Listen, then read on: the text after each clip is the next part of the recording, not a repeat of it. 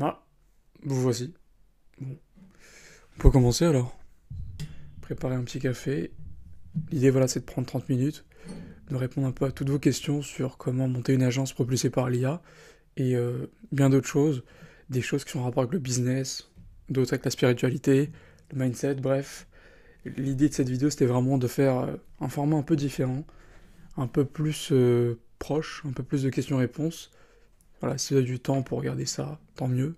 Sinon, bonne chance. Donc voilà. Il n'y aura pas de coupure, il n'y aura pas de montage. Tout va être improvisé, donc allons-y.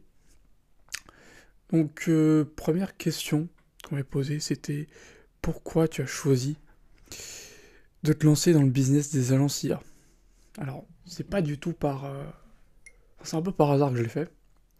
Pour la simple et bonne raison que moi, quand j'ai commencé, pour la petite histoire, j'ai commencé avec une agence de l'hygiène dans l'immobilier. Je vous conseille de prendre un petit café, d'écouter ça quand vous faites votre sport, ou les matins quand vous avez un petit trajet. D'ailleurs, désolé si j'ai des lunettes de soleil, c'est pas pour frimer, c'est parce que j'ai un petit problème à l'œil, et j'ai mal en fait à l'œil. Bon bref, je vais vous raconter plus tard, mais des trucs qui sont dus au fait de passer trop de temps devant un écran, bref. Du coup, pourquoi les business des agences IA? Moi j'ai commencé avec une agence de lead gen à la base, ok. J'ai fait ça pendant 2 ans, et je l'ai fait d'une manière à ce que voilà, ça puisse fonctionner dans l'immobilier. Mais à un moment, je me suis rendu compte que vendre des leads n'avait plus de sens, parce que qui serait prêt à payer des leads plus chers qu'un autre? Franchement, il n'y a rien de plus commoditaire.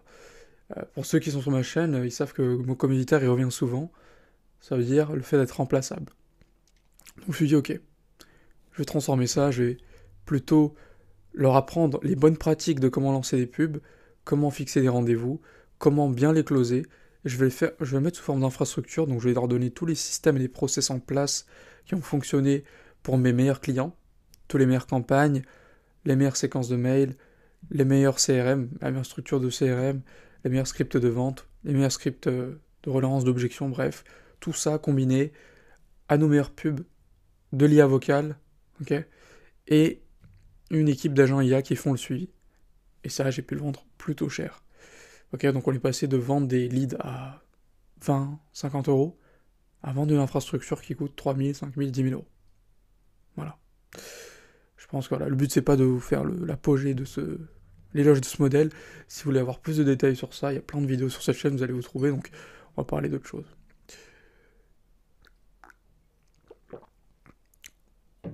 Alors, qu'est-ce qui m'a le plus surpris, le plus dans l'entrepreneuriat?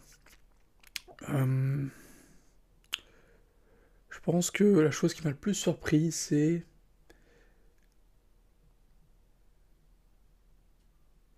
je pense les premières fois où vous signez des clients. Parce que quand vous démarrez un tel projet d'entrepreneuriat, moi je l'ai fait vraiment contre mon plein gré. Je me suis lancé dans cette aventure parce que c'était soit ça, soit la rue, entre guillemets. J'abuse un petit peu, mais on n'est pas ça aussi. Enfin voilà, je ferai une vidéo sur cette partie-là à un moment, mais on n'était pas très loin, quoi. Donc le truc, c'est que vous vous lancez dans un truc avec peu d'espoir ou pas d'espoir, ou même du désespoir, et vous vous rendez compte parfois qu'il y a des choses qui commencent à fonctionner. Faites confiance instinctivement un peu à la capacité à prendre des risques, et à un moment, au bout de quelques mois, vous vous rendez compte que ce truc commence à payer. Et je pense que c'est le truc qui m'a le plus surpris. C'est de me rendre compte que j'étais délusionnel au début, mais j'étais assez pour que ça paye un petit peu.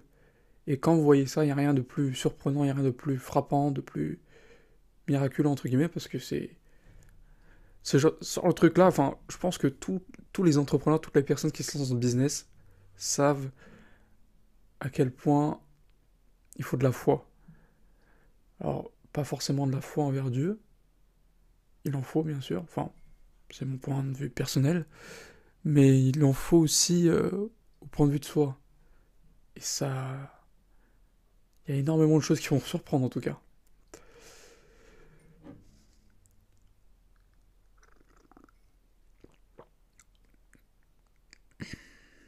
Quelle est, quelle est ta vision sur le burn-out? Je pense que le burn-out, ça n'existe pas. sais que c'est controversé, mais je pense que le burn-out existe pour les personnes qui se donnent les moyens. Enfin, je reformule. Le burn-out existe pour les personnes qui se le permettent, qui permettent au burn-out de leur arriver. Je m'explique. Burn-out, qu'est-ce que c'est? C'est pas un problème de surcharge de travail. Ok?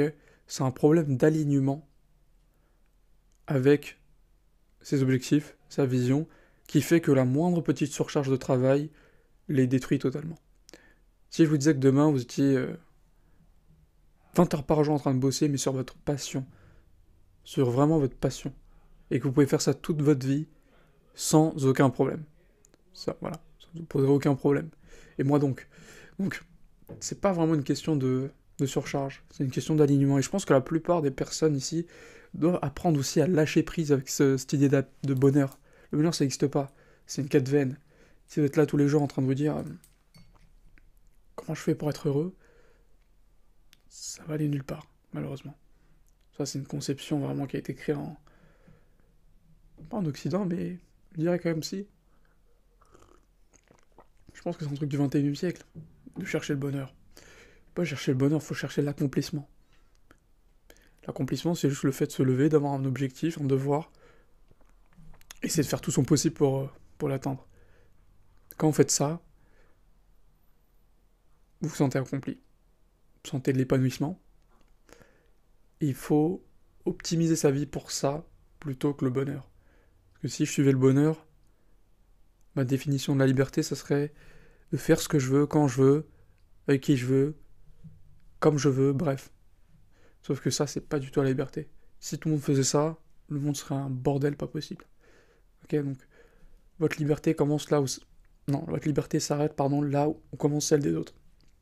Donc, en prenant ça en compte, si vous êtes focus uniquement sur votre accomplissement personnel,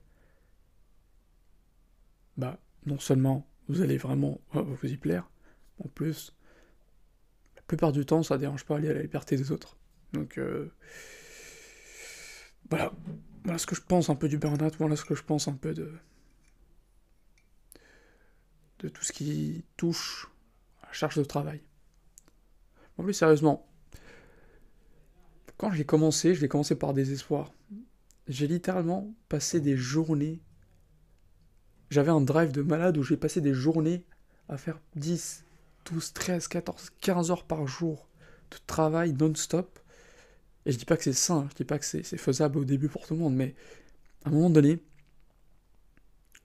si on vous disait littéralement que votre famille était en danger et que vous avez 10 jours pour trouver 5000 balles, 10 000 balles, 20 000 balles, 30 000 balles, est-ce que vous serez capable de réussir à les faire? Et je pense que la plupart des gens ne se mettent pas assez dans cette situation. Ils se mettent pas assez dans le dur, malheureusement. Et le problème, c'est que si vous ne le faites pas intentionnellement, c'est le monde qui va le faire à votre place. Et quand le monde le fait à votre place, on n'est jamais prêt. Et ça fait bien plus mal que si c'était nous. Donc je pense qu'il y a une sorte de... Ma première année, je pense que... Mes 2 premières années entrepreneuriat, je crois que j'ai juste appris à contrôler toutes ces choses-là, mes émotions, ma capacité à tolérer le stress, ma capacité à encaisser une grosse charge de travail, et in fine, ma capacité aussi à repousser les récompenses, la gratification, et rester aligné par rapport à l'objectif final. Je pense que ça peut prendre 1 an, ça. Juste pour travailler sur ça. Il faut laisser, il faut le faire. Faut pas essayer de gruger, attendre des résultats. Je pense que beaucoup de personnes surestiment ce qu'ils peuvent accomplir en 1 an, mais sous-estiment ce qu'ils peuvent accomplir en 2, 3, 5, 10 ans. Et c'est ça le problème, je pense. Parce que beaucoup se fixent des targets sur 1 an, ils finissent la première année, ils se disent merde, j'ai pas réussi. Même pour la plupart, même avant une année, ou de quelques semaines ou quelques mois, ils se rendent compte que c'est chaud. Et syndrome de l'objet brillant, du coup, ils essaient de sauter sur un nouveau truc, en pensant que c'est ce nouveau truc qui va les aider. Alors pas du tout. Honnêtement, vous pouvez réussir dans tout aujourd'hui. Je vous dis pas que le modèle des agences IA, ce que je suis en train de faire, des infrastructures IA plus précisément, c'est ce qui fonctionne. Certes, pour moi, ça a fonctionné, et ça fonctionne pour beaucoup de personnes, et selon les conditions et ressources de nos temps actuels, je pense que c'est le meilleur business dans lequel se lancer, vu la tournure que l'IA est en train de prendre. Bref, par contre, tous les autres business fonctionnent toujours. Demain, si j'ai envie de percer en drop, je peux percer en drop. Demain, si j'ai envie de devenir pianiste, je peux devenir pianiste. C'est pas tant le moyen qu'il faut regarder, c'est la personne en tant que telle. Bref, je pense qu'une année, deux, ça doit suffire pour vous forger sur ça, et ensuite, il faudra parler de business et d'argent.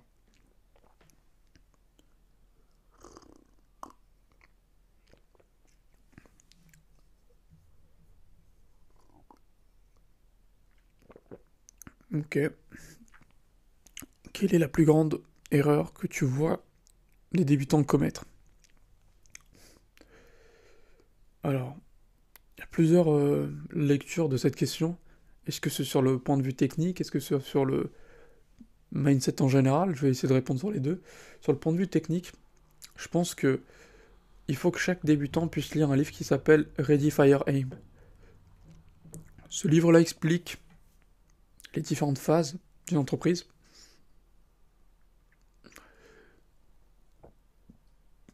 Il explique que dans la première phase, en fait, vous êtes censé vous focus sur une chose, et une seule et unique chose. Avoir un MVP, et ensuite enchaîner la vente comme un bourrin.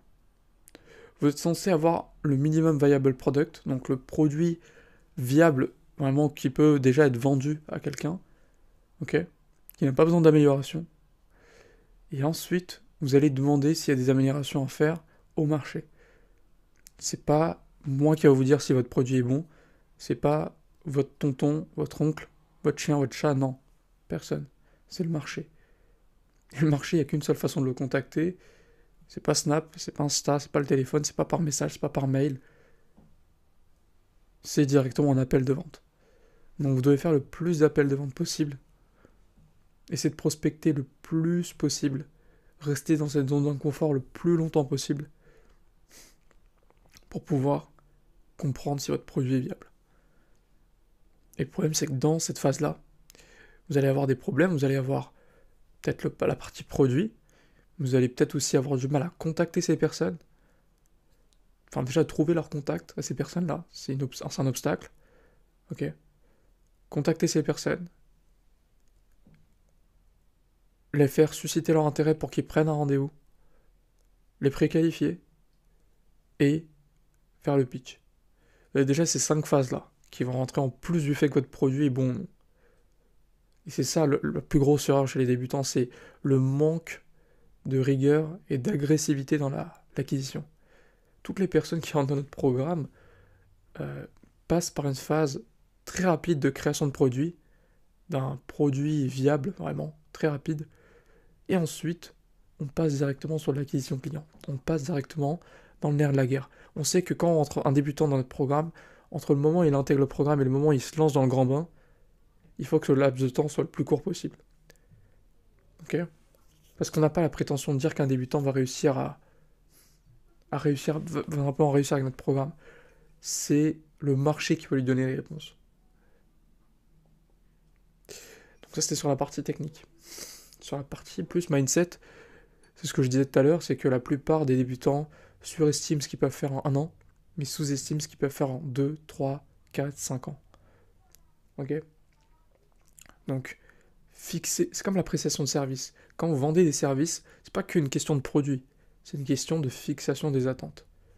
Vous sous-estimez les attentes et vous surdélivrez les résultats. La dernière fois, j'avais acheté quelque chose là en ligne. C'était voilà, une prestation à une personne qui devait faire les miniatures. Et Miamaker me dit voilà que je vais te délivrer du coup la miniature en 4 jours. Je dis ok, bon, je paye quand même. En plus, les miniatures, voilà, ça commence à devenir cher. Et donc, j'attends voilà, le temps qu'il faut, du coup, je retourne à mes préoccupations. Et je vois dans la journée, 2-3 heures après, il m'envoie la miniature. Elle est parfaite, elle est incroyable, donc vraiment, Rien à dire. Et c'est bizarre parce que je suis prestataire de service et des choses auxquelles moi je suis habitué. Fixer des attentes basses et surdélivrer, c'est des choses auxquelles je suis habitué à faire depuis 2 ans. Mais le fait de l'avoir vu d'un point de vue extérieur, ça va montrer à quel point c'était puissant. Donc la même chose avec votre cerveau. Évidemment, vous avez vous, la personne qui regardait cette vidéo, qui écoutait, mais vous avez aussi une personne au fond, une voix au fond de vous, qui en fait qu'à sa tête, c'est votre subconscient. Donc vous avez beau vous dire aujourd'hui, je vais fixer voilà, des objectifs et réussir à atteindre tel chiffre d'affaires cette année, si votre petite voix au fond de vous, elle comprend pas ça, ou elle n'a pas confiance en vous, elle y croit même pas, ça sert à rien. C'est pour ça que pour cette petite voix-là, il faut la prendre un peu comme un client. Il faut lui fixer des attentes basses, pas non plus trop basses, entre guillemets, mais des choses qui sont réalistes, et surdélivrer. Surtout quand il y a ses débuts. Quand les débutants, votre objectif aussi, c'est de créer votre confiance en soi. Créer votre capacité, la confiance en soi, je vais revenir sur ça. La confiance en soi, comment ça se construit? C'est le fait d'empiler des succès, ok, des preuves qui vous démontrent que vous êtes le meilleur, que vous êtes le meilleur dans votre domaine. Ok. Donc vous ne pouvez pas venir du jour au lendemain comme ça et manifester le fait que vous êtes que le meilleur, que vous êtes confiance en soi et que pas blablabla. Bla. Ça marche pas. Il faut récolter des preuves tangibles. Il faut que la réalité littéralement se tord selon votre désir pour vous montrer et vous convaincre votre subconscient, votre client, votre premier client, que vous êtes le meilleur. Donc ça commence déjà par les petites habitudes. Ce que vous faites. Mon Dieu, vous n'allez pas me croire. J'ai parlé pendant plus de 20 minutes. Ma caméra s'est éteinte. Donc, contrairement à ce que j'ai dit dans la vidéo au début, il y aura un montage. Ça va être coupé. Donc faut jamais écouter. C'est la leçon, faut jamais croire les gens sur YouTube. Non, plus sérieusement. Donc, là j'ai fini mon café. Bon. Ça arrive dans la vie. Je pense que, je sais plus où est-ce que j'en étais, mais je crois que je parlais du fait de la confiance en soi, de comment l'améliorer, les débutants, l'erreur que faisaient les débutants, je pense. Donc, sur la partie ouais, fixation des attentes, c'est très important de savoir fixer des attentes dans la prestation de service, mais aussi de le faire avec soi-même. C'est-à-dire que si vous fixez non plus des objectifs trop élevés, où vous savez que au fond de vous, vous n'allez jamais les atteindre, c'est un peu compliqué. Donc au début, c'est important d'aller collecter des preuves rapidement, sur des quick wins en fait, des choses que vous savez réussir rapidement pour vous prouver que vous êtes capable de faire ces choses-là. Vous n'êtes pas capable de soulever 100 kg au développé couché si vous n'avez jamais soulevé 20 kg déjà, 30 kg, 50, 40, enfin 50, 60, 70, 80, 90, 100. Ok, ça se fait progressivement. Donc c'est important aussi demain, aujourd'hui, de vous dire quelles sont les petites victoires que je peux aller chercher. Plier son lit le matin, enfin refaire son lit le matin, plier ses vêtements, faire son sport. Toutes ces petites choses en fait sont s'empiler. Votre cerveau va se dire ok, il a dit ce qu'il allait faire, il les a fait. Et plus vous avancez, plus votre cerveau va se dire ok, il a dit des choses de plus en plus difficiles, il a réussi à les faire.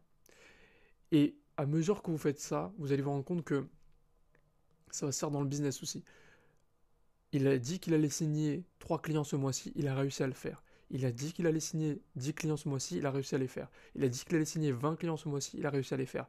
Et c'est comme ça, progressivement, que vous allez réussir à atteindre vos objectifs. C'est pas un truc au lendemain comme ça qui va sauter et qui va, voilà, vous allez tomber avec 10 000 euros de chiffre d'affaires comme ça sans rien faire. Non, ça se fait progressivement et chaque moment vous le ressentez au plus profond de vous. Chaque étape, chaque action se ressent au plus profond de soi. Ok? Donc c'est ça que je veux que vous compreniez, c'est que, en fait, c'est progressif, ça prend du temps. Ça prendra le temps qu'il faut, et ça prend du temps, ça nécessite des sacrifices, et c'est ça qu'il faut comprendre. Faut pas être délusionnel au point où vous ne faites pas confiance au process. Donc c'est ça qui est important. Ensuite, du coup, j'étais en train de parler pendant 20-30 minutes à des questions que je pense que je vais pas les reprendre, sinon ça c'est pas naturel, donc je vais parler d'autres choses. Alors,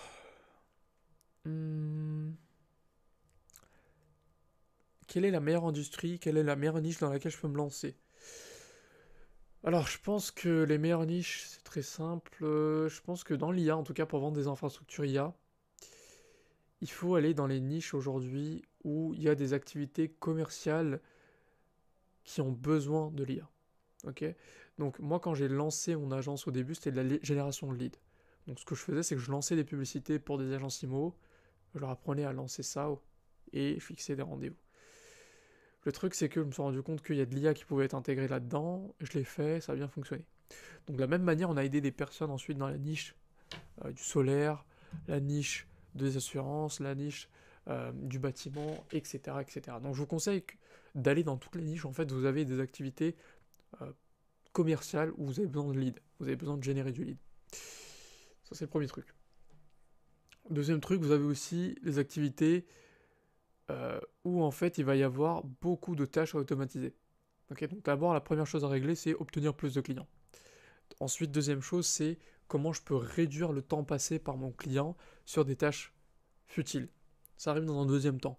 Le problème avec la plupart des experts no-code, les développeurs et ceux qui font des automatisations, c'est qu'ils se concentrent sur des métriques qui n'ont rien à voir, enfin qui n'apportent rien. C'est ce qu'on appelle des vanity metrics, des métriques de vanité.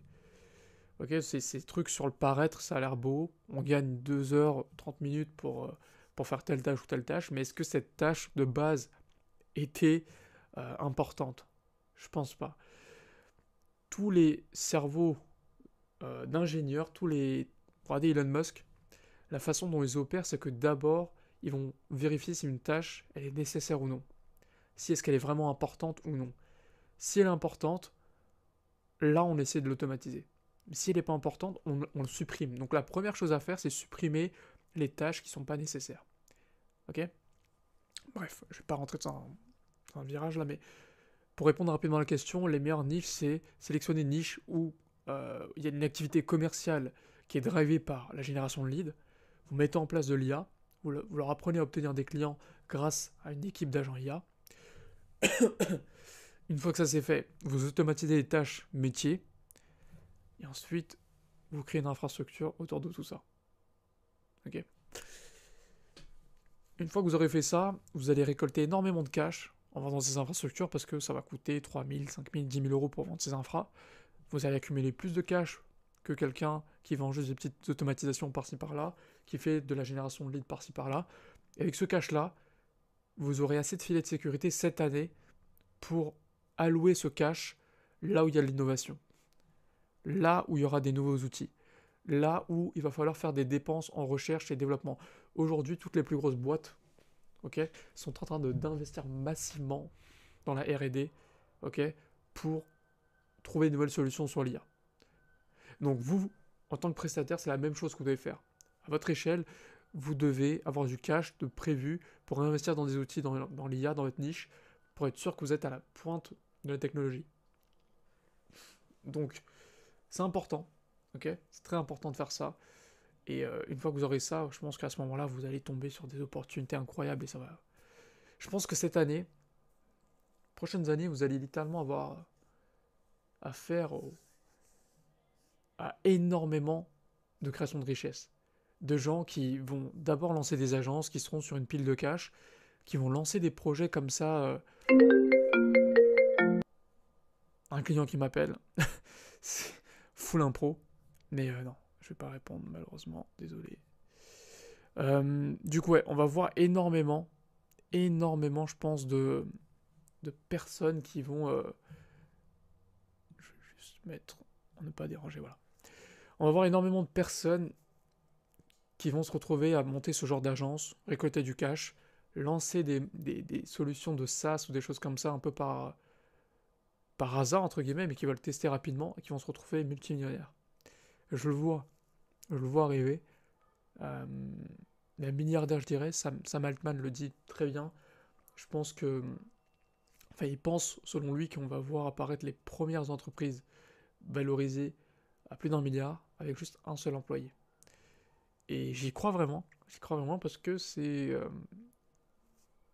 En tout cas, on se dirige vers un environnement où la tech peut nous le permettre, où on peut littéralement monter des SaaS en un clin d'œil. En tout cas, le front-end, on peut le monter assez rapidement. Donc, je pense vraiment que c'est possible. Mais pour ça, pareil, la façon de réussir à faire tout ça, c'est d'avoir du cash de côté. Du cash pour allouer dans ces projets-là. Et en partant de zéro, voilà, si je devais me donner un message il y a de ça 2 ans, 3 ans, il faut que je me focus sur un business à cash flow. Un business qui, du coup, me permet d'avoir ce matelas de sécurité pour investir dans des nouvelles solutions. Et toujours être à la pointe de la technologie. Donc, vendre des infras, c'est la meilleure des choses. Donc, c'est d'ailleurs une petite pub, mais si vous souhaitez en savoir plus sur c'est quoi ce truc d'infrastructure IA, etc., un school gratuit qui est juste en dessous qui vous explique un peu c'est quoi ce modèle. Donc, vous allez dans la rubrique Classroom, quand vous accédez, vous avez des modules de formation qui vont vous expliquer en 5 jours concrètement comment lancer cette agence, en quoi ça consiste, et comment aller chercher votre MVP rapidement. Ok. Si ça vous intéresse, pardon, c'est juste en dessous, c'est gratuit, sinon, pas de souci. Voilà, il n'y a pas de problème.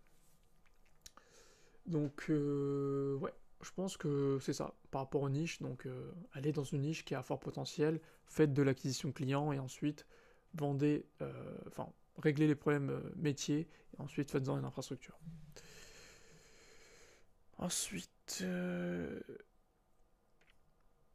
est-ce que c'est important de créer du contenu? Très très bonne question. Très bonne question, à votre avis. À votre avis. Vous me voyez littéralement créer du contenu depuis le début. Bien sûr que c'est important. Je vais vous expliquer. Voilà, c'est encore mieux. Je vais vous expliquer de façon économique pourquoi c'est important de créer du contenu. On est dans un système capitaliste. Ok. Qui dit capitalisme dit que. Enfin, je vais le formuler autrement. Quelle est la ressource la plus importante dans le système capitaliste? À votre avis? Capital? L'argent? Non. Non. C'est votre temps. C'est le temps. Le temps, c'est la ressource la plus importante dans le modèle capitaliste. Sans employés, sans salariés aujourd'hui, le système capitaliste s'écroule.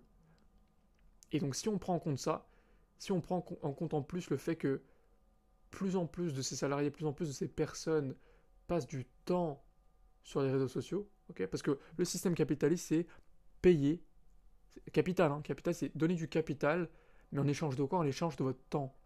C'est la base du salariat, c'est la base de s'accaparer des propriétés, enfin de la force de travail pardon, qui permet de générer des richesses. Donc, si on prend en compte que le temps c'est la plus grande ressource et que ce temps est alloué sur les réseaux sociaux aujourd'hui, et de moins en moins sur la télé et toutes ces choses-là, l'attention que vous avez sur les réseaux sociaux vaut de l'or. Vaut littéralement de l'or. C'est la raison pour laquelle aujourd'hui la plupart des milliardaires, la plupart des gourous que vous voyez aujourd'hui en ligne font du personal branding, créent un brand autour de ça.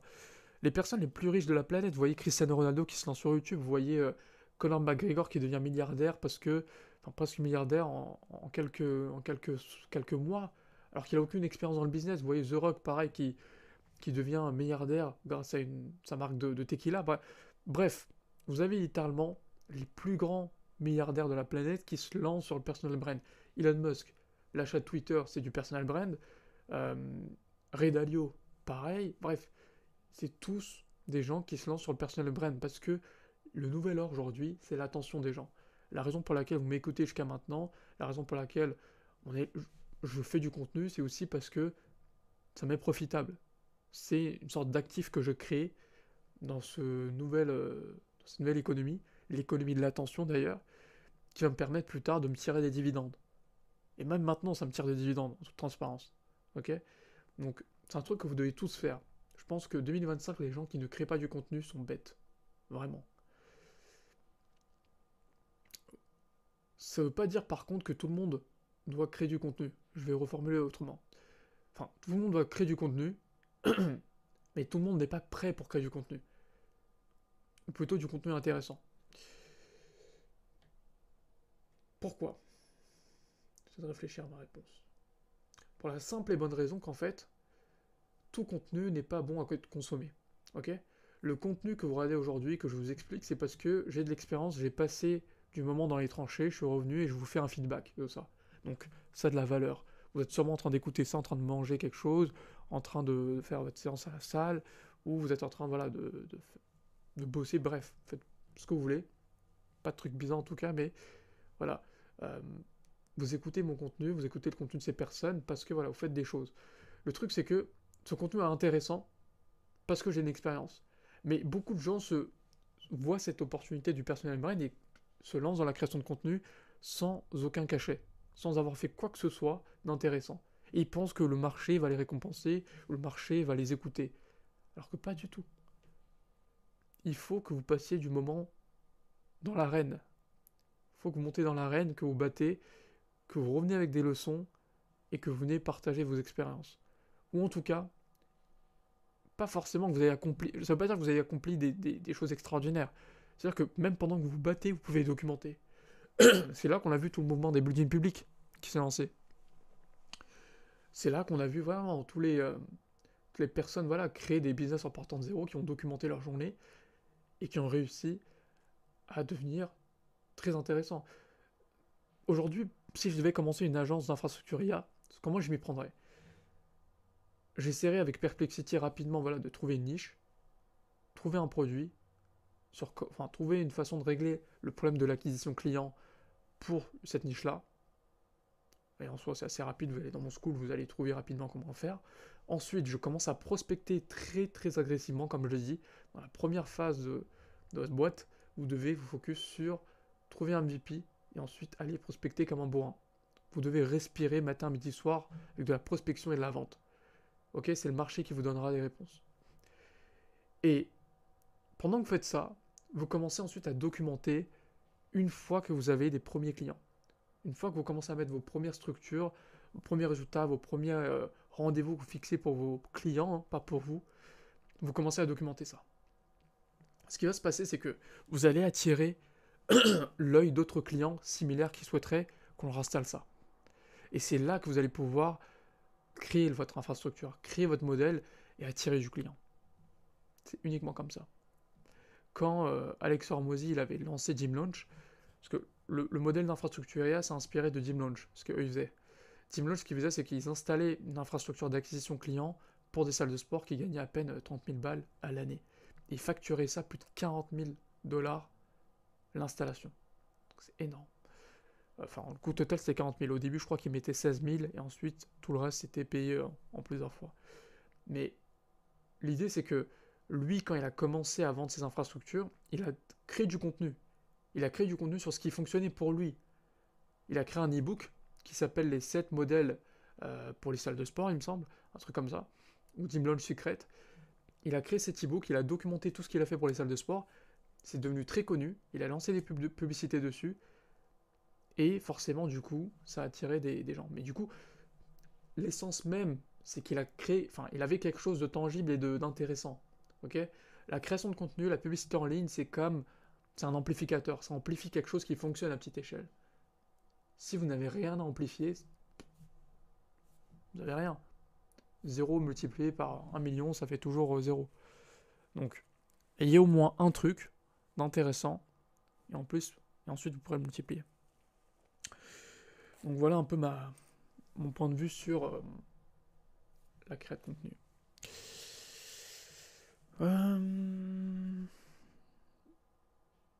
Est-ce qu'il y a d'autres questions? Ça m'énerve quand même de devoir retourner là. La vidéo devait être censée finir en 20 minutes. Caméra qui s'éteint, n'importe quoi. Bref.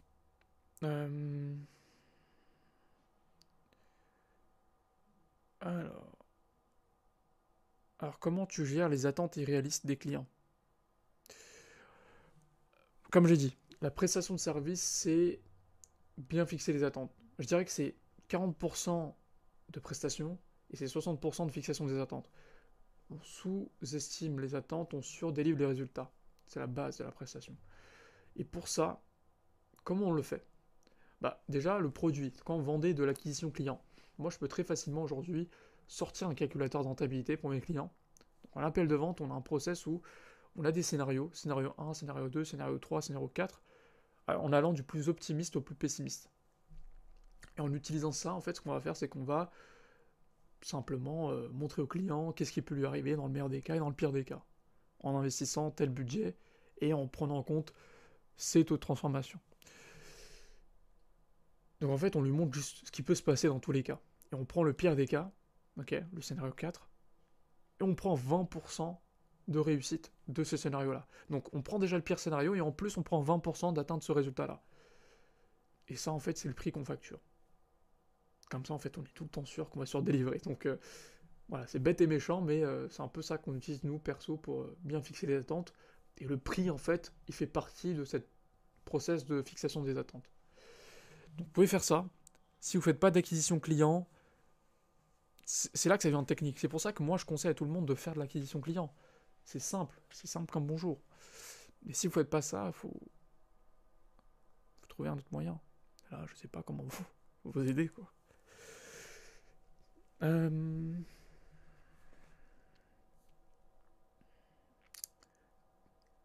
Alors, quelle est la plus grosse erreur financière que j'ai pu faire? Vous aimez bien les questions sur les erreurs, vous. La plus grosse erreur financière, je dirais...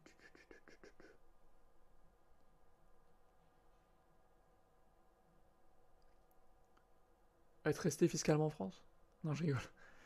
Non, je pense que la plus grosse erreur, justement, c'est de ne pas avoir... En fait, vous voyez, en école de commerce, on vous apprend les bases de la comptabilité et de la gestion d'entreprise. C'est des cours que j'aimais pas du tout parce que c'était du charabia, je comprenais absolument rien. Et j'ai squeezé complètement tout ça. Mais, enfin, je parle comme si j'avais fait un an d'école de commerce alors que j'en ai fait... j'ai passé à peine 3 mois. Mais sur les 3 mois, quand même, j'aurais pu apprendre un peu plus de trucs sur cette partie-là. Je connaissais absolument rien sur la comptabilité, sur la partie fiscale en France, sur la question juridique des entreprises, tout ça, je connaissais absolument rien. J'étais venu en mode bourrin, sur un marché, en essayant de signer des clients. Et ça a bien fonctionné. Je dis pas le contraire. Mais je dis que j'aurais pu faire des erreurs, enfin j'aurais pu éviter des erreurs assez bébêtes, du point de vue fiscal en tout cas. Comprendre comment la TVA fonctionne, comprendre comment la fiscalité fonctionne en France, le fait aussi que par exemple en France, l'objectif en France quand on a une société, c'est de renvoyer de l'argent dans la boîte et de diminuer son bénéfice pour payer moins d'impôts. C'est une structure spéciale en France, c'est-à-dire qu'en France, on est vraiment incentivé, on est vraiment poussé à réinvestir dans sa boîte. Ok? C'est important. C'est pas comme à Dubaï. À Dubaï, voilà, vous êtes dans un pays où vous payez moins d'impôts, c'est bien beau, mais ça vous force à vivre plus. Vous avez plus de tentation de vous verser de l'argent perso et de voilà vivre la vie de rêve, quoi. Sauf que ça, c'est temporaire. Si votre business aujourd'hui n'est pas profitable, très compliqué.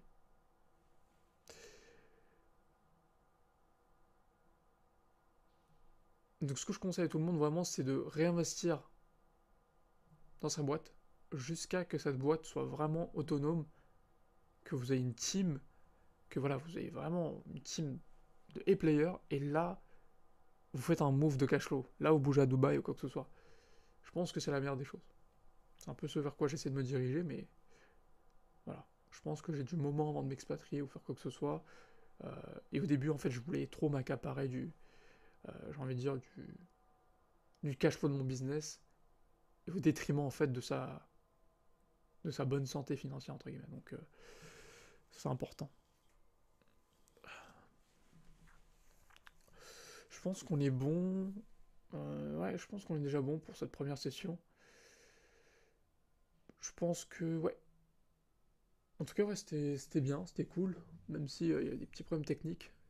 J'aurais bien aimé finir mon café avec vous dans la vidéo, mais voilà. Je vais peut-être appeler cette série de vidéos des cafés avec Minozan, parce que je bois beaucoup de café, et c'est des moments où j'aime bien, voilà, parler, discuter d'un peu de tout et n'importe quoi, donc voilà. Si vous appréciez, dites-moi, c'est tout nouveau.